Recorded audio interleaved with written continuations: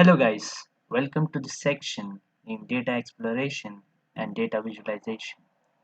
Let's move on to the more practical aspect of it.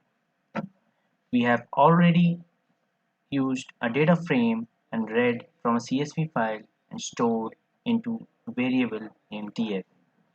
Let's explore data. In data exploration, we generally see what our data looks like. We can see that in various ways. Let's say use df.head. By that, we can see the top 5 rows of our dataset. We can even change the parameter here by giving the value, let's say 6. So it will show 6 values from the CSV files. Likewise, we can see the last 5 values or last 6 values by giving the respective parameter as an integer into the df.tail method.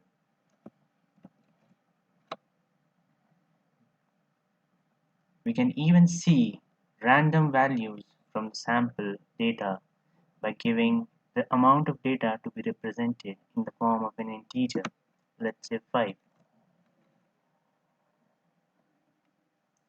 We can get the info of the various columns in the complete dataset using df.info. In df.info, it will list down the columns that are there in the data frame along with the type of values and the data types of the respective column. df.dtypes gives you the various data types of your column in a data frame. df.shape gives the shape of a data frame. We can see the columns of a data frame by calling df.columns method. Likewise, we can see the index using df.index.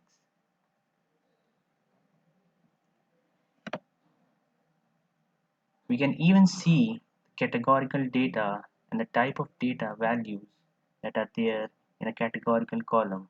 Let's say species is a categorical column and I want to see the various distribution of categories in that column. We can call df code species to access the column and dot value counts to give the distribution of the categories.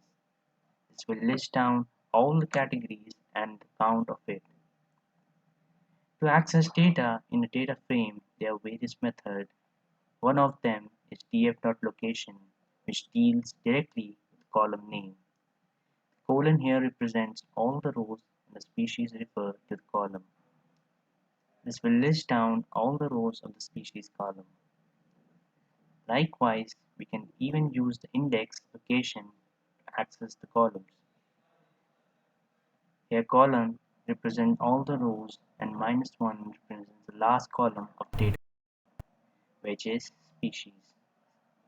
So it will list down all the detailed rows for the species column. We can even access multiple columns by creating a list of columns and passing a parameter in df.log and df.ilog.